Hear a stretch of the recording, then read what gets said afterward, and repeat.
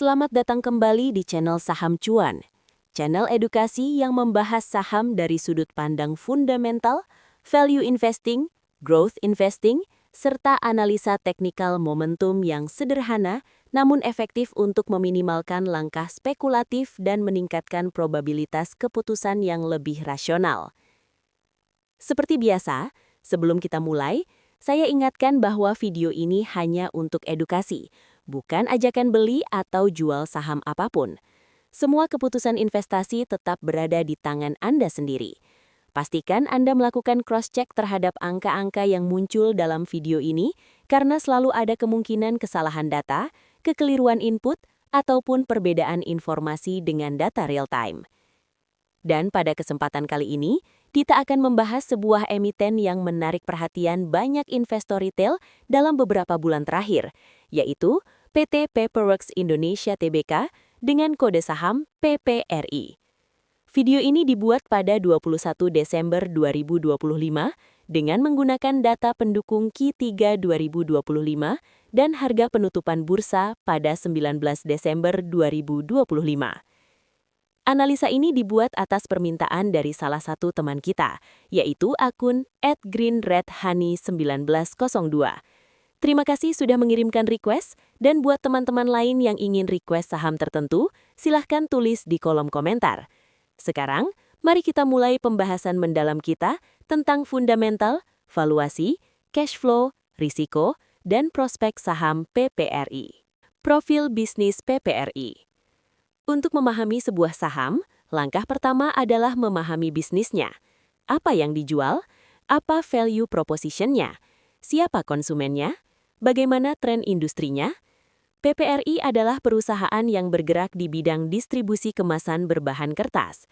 Produk utamanya meliputi paper cup, paper bowl, paper wrap, paper bag, dan berbagai kemasan makanan minuman berbahan dasar kertas.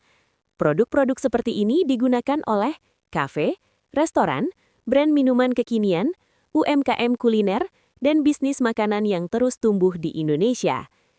Industri F&B di Indonesia sedang berada pada fase pertumbuhan cepat. Dalam 5 tahun terakhir, muncul berbagai bisnis minuman milk tea, kopi, minuman topping, sampai makanan ready to eat dan frozen food. Semua ini menciptakan demand struktural terhadap kemasan ramah lingkungan. Itulah kenapa PPRI berdiri di industri yang memiliki mega tren positif, yaitu demand struktural terhadap kemasan ramah lingkungan.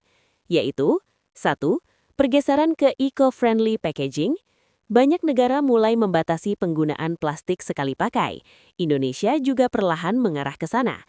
2. Pertumbuhan pesat bisnis F&B.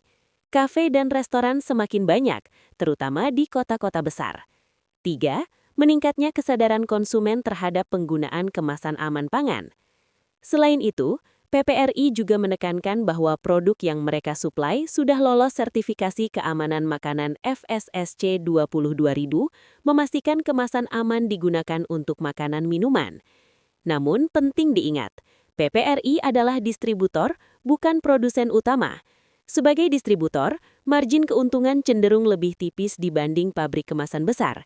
Ini akan menjadi poin yang sangat penting ketika kita membahas margin, profit, dan valuasinya nanti. Struktur kepemilikan. Sekarang, mari kita lihat siapa yang mengendalikan perusahaan. Philip Sumali 26%, Dilon Sutandar 20%, Irsyad Hanif 17%, Budi Aditya 14%, dan masyarakat umum retail 23%. Artinya sekitar 76% saham dikuasai para founder dan manajemen. Ini memiliki dua efek. 1. Stabilitas manajemen tinggi. Kendali tetap berada di tangan internal. 2. Saham bisa bergerak dengan irasional jika demand retail tinggi. Floatnya cukup rendah, membuat saham rawan volatilitas besar jika minat beli investor retail meningkat. Valuasi. Mahal atau murah? Ini adalah bagian yang paling banyak dicari investor. Apakah harga PPRI sekarang kemahalan? Mari kita kupas satu persatu. 1. Price to Earnings Ratio, PER. PER TTM 66,32, PER Annualized 76,48. PER yang sangat tinggi. Untuk konteks, distributor biasanya PER wajar 8-15, Consumer goods premium bisa 20-25. Tapi tech startup growth mungkin 40-60. Tapi PPRI bukan teknologi. PPRI bukan growth yang profitnya melonjak 100% per tahun. Di sini kita melihat red flag pertama. Valuasi terlalu mahal dibanding pertumbuhan profit. Price to book value, PBV. PBV PPRI 3,10. Padahal rata-rata PBV distributor kemasan di Indonesia hanya 1,0 sampai 1,5. Artinya PBV PPRI sudah 2 kali lipat dari rata-rata sektor. Price to sales ratio, PSR, 1,87.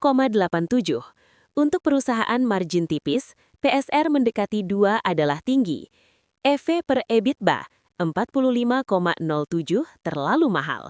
Biasanya perusahaan low margin akan diperdagangkan di EV per EBITDA 6-10. PPRI berada di angka 45, sehingga bisa dikatakan terlalu premium. Kesimpulan valuasi, PPRI diperdagangkan jauh di atas nilai wajarnya, bahkan untuk perusahaan growth sekalipun.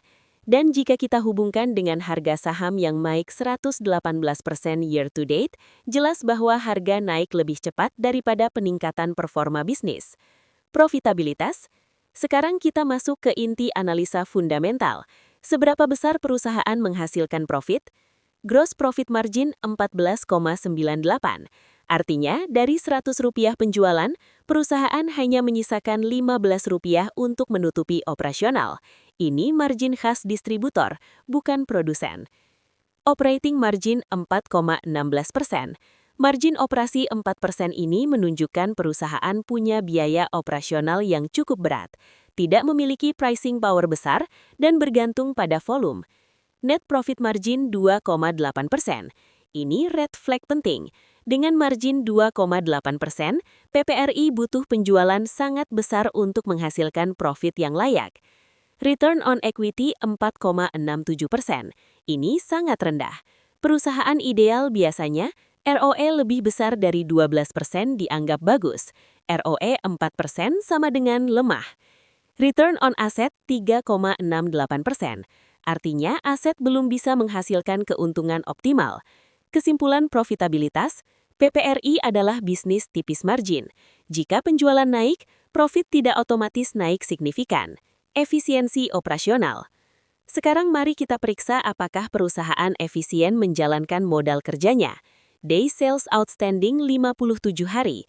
Artinya PPRI butuh kurang lebih 2 bulan untuk menagih piutang. Masih aman. Days Inventory 20 hari. Ini sangat efisien. Days Payable 27 hari. Normal. Cash Conversion Cycle 41 hari. Artinya perputaran modal kerja cepat. Asset Turnover 1,28. Bagus. Artinya setiap Rp1 aset bisa menghasilkan Rp1,28 penjualan. Kesimpulan, PPRI sangat efisien secara operasional. Tetapi ingat, efisiensi tinggi tidak cukup jika margin kecil. Solvabilitas dan risiko utang. Bagaimana kesehatan keuangan PPRI dalam hal utang? Debt to equity ratio 1,14.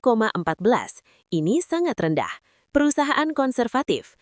Total liabilities per equity 0,27. Terlihat aman. Altman Z-score 9,28. Ini sangat tinggi. Artinya perusahaan jauh dari risiko kebangkrutan. Kesimpulan solvabilitas, PPRI adalah perusahaan sangat aman dari sisi utang. Tidak ada risiko gagal bayar. Cash flow. Bagian ini sangat penting karena menentukan kesehatan jangka panjang. Cash from operations plus 6B. Bagus. Cash from investing minus 4B. Normal. Mungkin untuk ekspansi. Capital expenditure minus 14B. Ini sangat besar dibanding cash flow operasional. Free cash flow minus 9B. Negatif. Inilah red flag besar PPRI. Revenue naik, profit naik sedikit, tapi cash yang masuk tidak menutupi belanja modal. Dengan cash on hand hanya 8B, perusahaan berpotensi menambah utang atau melakukan right issue. Jika perusahaan tidak mampu menghasilkan FCF positif di tahun berikutnya, valuasi setinggi ini sangat berisiko. Dividen. PPRI memberikan dividen 1,05 per saham dengan yield 0,38%. Tidak menarik untuk investor dividen. Harga saham dan momentum. Mari kita lihat pergerakan harga. 1 bulan minus 18%, 3 bulan minus 16%, 6 bulan plus 56%, 1 tahun plus 127%, year to date plus 112%. Kita bisa simpulkan, saham sangat volatil, kenaikan lebih cepat dari fundamental, harga rawan koreksi besar. Prospek 2026, katalis positif, tren ramah lingkungan meningkat, pertumbuhan F&B kuat, ekspansi bisa memperbesar skala bisnis, risiko besar, free cash flow negatif, margin tipis sulit naik, kompetisi ketat, valuasi terlalu mahal. Estimasi harga wajar 2026, value investing. Jika EPS 2026 naik 20%, EPS sama dengan 5.0. PER wajar industri distributor sama dengan 12 hingga 18. Harga wajar 2026 sama dengan 60 hingga 90. Ini jauh di bawah harga sekarang. Kesimpulan investasi. Mari kita simpulkan secara objektif. Untuk value investor, tidak layak. Valuasi terlalu mahal, profit tipis, FCA negatif. Untuk growth investor, high risk. Butuh lonjakan besar dalam penjualan agar profit bisa mengimbangi valuasi. Untuk trader momentum, bisa dimanfaatkan tetapi harus disiplin karena volatilitas tinggi. Simpulan terakhir, PPRI adalah bisnis yang bagus dengan tailwind industri yang positif, tetapi harga sahamnya saat ini terlalu mahal jika dibandingkan dengan kinerja keuangannya. Cocok sebagai saham trading, tetapi belum ideal untuk investasi jangka panjang. Jika Anda ingin analisa mendalam untuk saham lainnya, tinggal tulis di kolom komentar.